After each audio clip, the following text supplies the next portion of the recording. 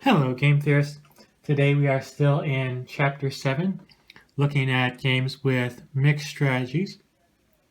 So I'm going to do another example with 2x2 games, and after that in the future episodes, we're going to look at more complicated like 3x3 games and other games like that. So last time I showed you a game where the only Nash Equilibrium was a mixed strategy Nash Equilibrium. That is an equilibrium where the players move at random. Now, it turns out that you can have games that have both mixed strategy and pure strategy Nash equilibrium. So it could be one equilibrium where the players don't randomize, and then there's a separate equilibrium where they do randomize. It turns out this happens in a game we saw already, the chicken game. So remember that's the game where the players are driving cars toward each other, and they either swerve or go straight. They both go straight, they collide, and that's pretty bad. We call it minus 100 for both of them. If they both swerve, they're both cowards and their friends make fun of them. And if one swerves and the other doesn't, then the one who swerves is the coward and gets the minus 20 payoff. And the one who kept going straight is brave and everyone thinks highly of them.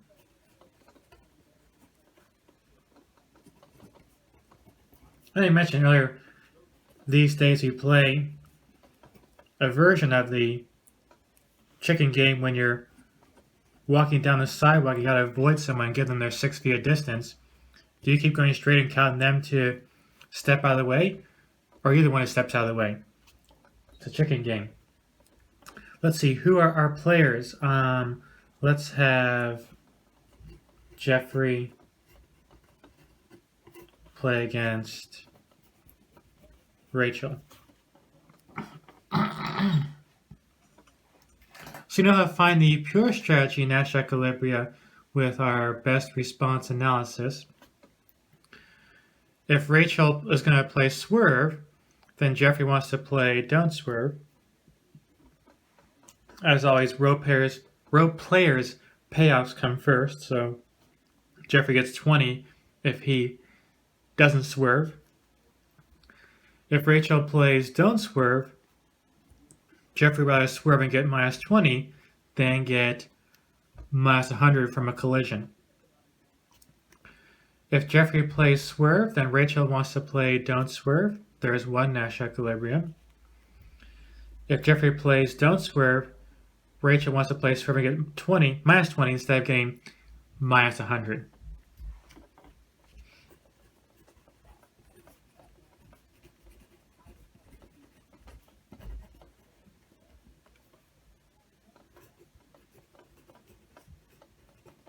So let's write those out formally.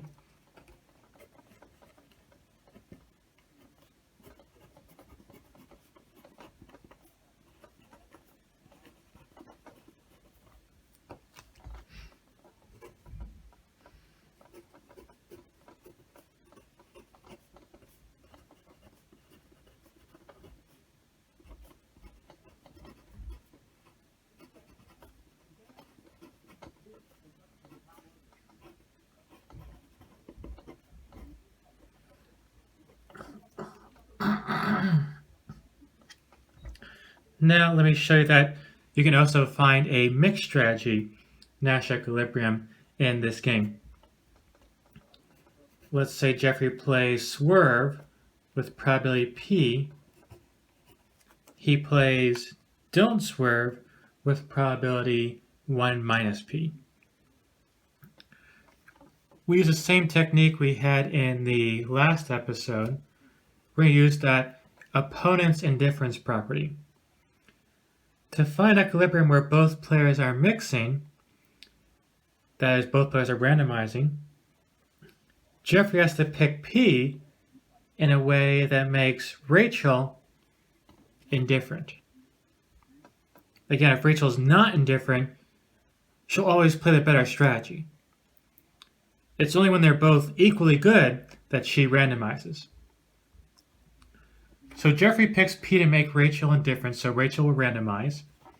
When Rachel randomizes, she'll pick her probabilities to make Jeffrey indifferent, so Jeffrey is also going to randomize. That's how you find the mixed strategy Nash equilibrium.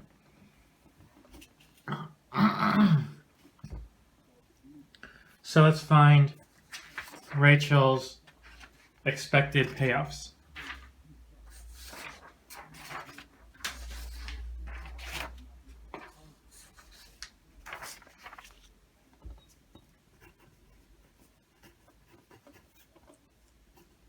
So I use pi r for pi of Rachel's payoff.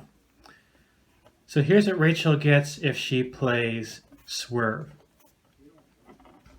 So Rachel's our column player. Column player's payoffs come second. She gets 0 with probability p. So you have 0 times p. She gets minus 20 with probability 1 minus p.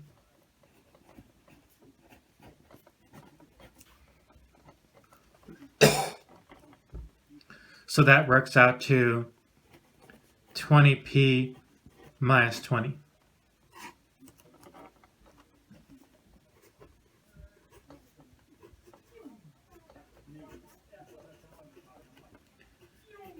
So here's what Rachel gets if she does not swerve. She gets 20 with probability p. She gets minus 100 with probability 1 minus p.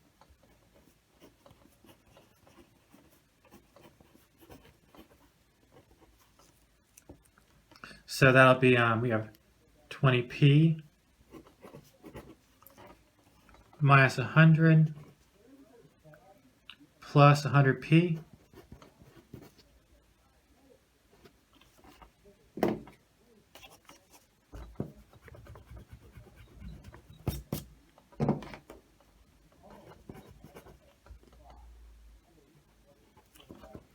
Combine these guys, and you get 120p.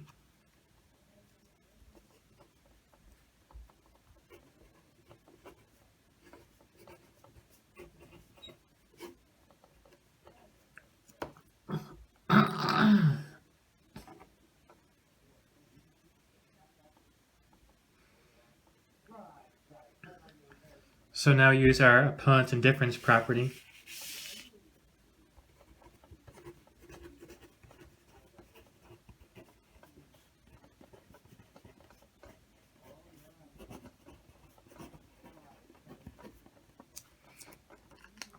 We have set these payoffs equal. That ensures that Rachel thinks both strategies are equally good. If they're both equally good, she'll randomize, or she's willing to randomize, which means we can find a mixed strategy Nash equilibrium if it exists. So we had 20p minus 20 equals 120p minus 100. Let's put these guys over here. So I have 100p on this side. Move that minus 100 over there, so I get 80. So I can get p equals 80 over 100, which simplifies to 4 over 5.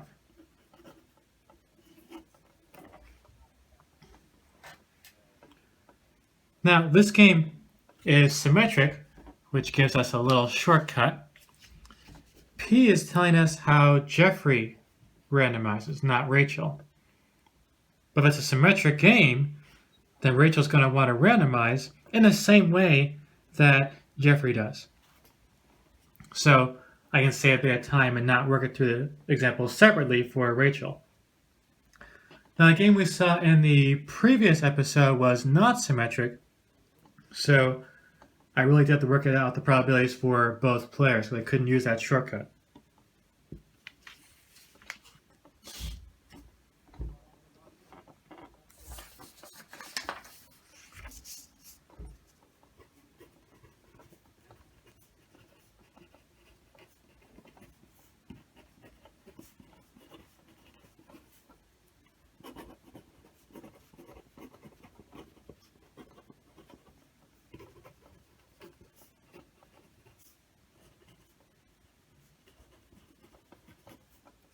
So now let's go write out our Nash equilibrium.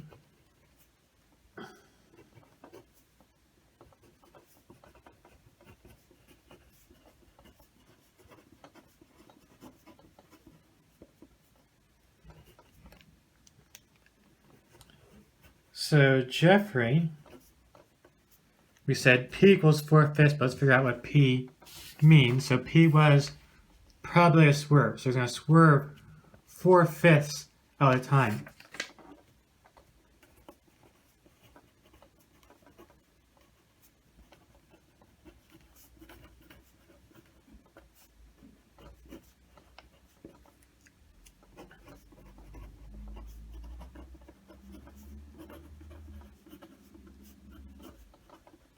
That means he won't swerve probably 1/5. And we said by symmetry, same is true for Rachel. So let's write that out.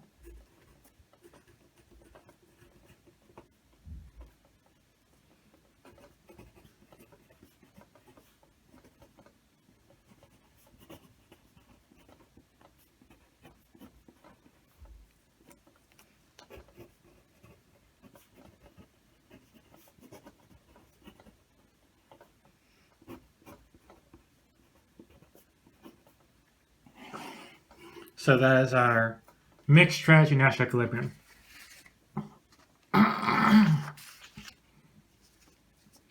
So you see our 3 Nash equilibria. We have our 2 pure strategy Nash equilibria, which we found earlier.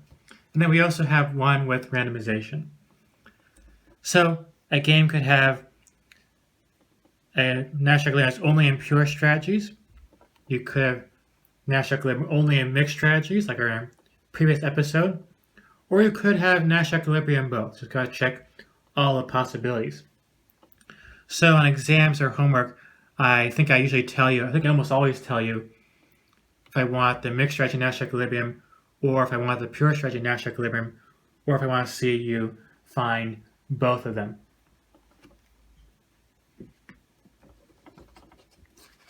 I always try to be clear about that. So there's one last case I want to look at for 2x2 games. We're looking so far at cases where both players randomize. Now there's some games where only one player wants to randomize.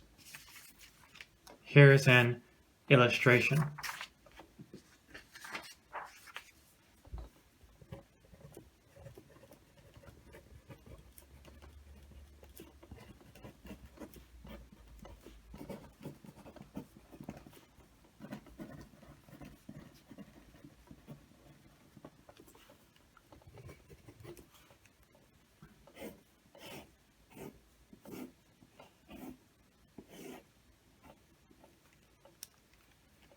So let's say you have James over here on the rows playing either A or B.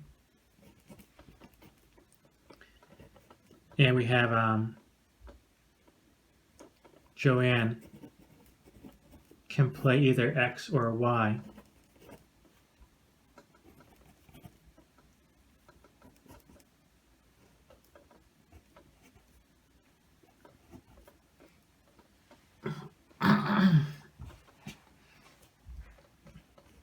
So let's start with our best response analysis.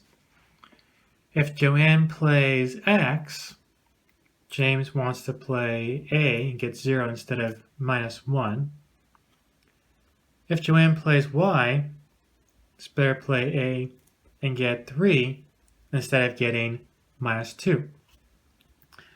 If James plays A, Joanne's best response is actually either one. They both get her 0.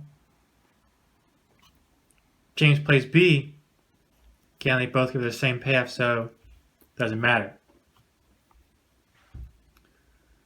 Now, so you can see the 2 pure strategy Nash equilibria.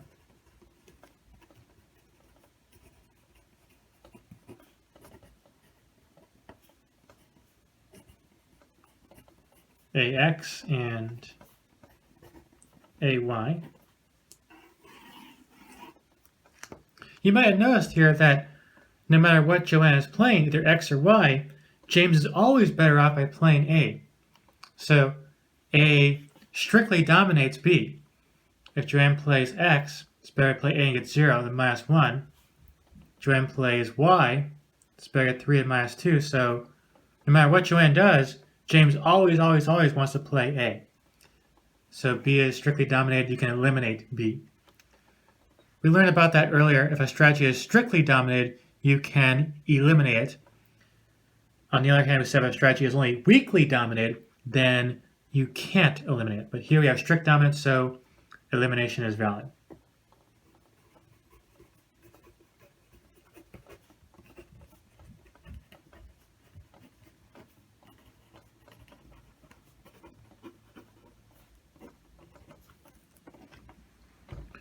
So we can focus on just the small 1x2 game. So James always plays A no matter what. Now Joanne is indifferent between X and Y. They both give her 0, so Joanne might as well randomize.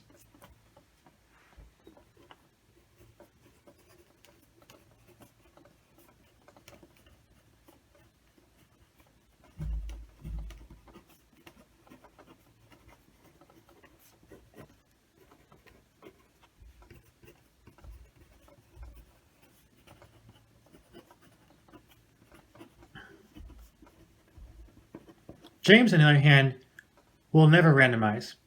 A is just always better than B no matter what, so while Joanne can randomize, James won't. So a mixed strategy Nash equilibrium would be this.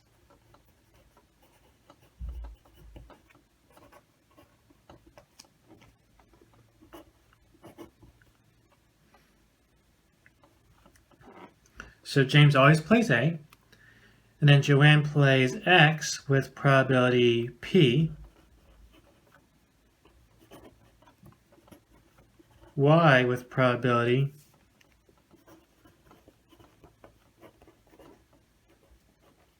-1 P.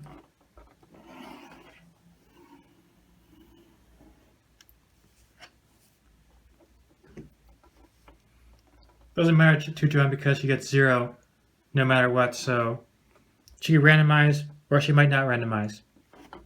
They're all equal to her. So that wraps up our section on 2x2 games. In our next episode, we'll look at more sophisticated examples.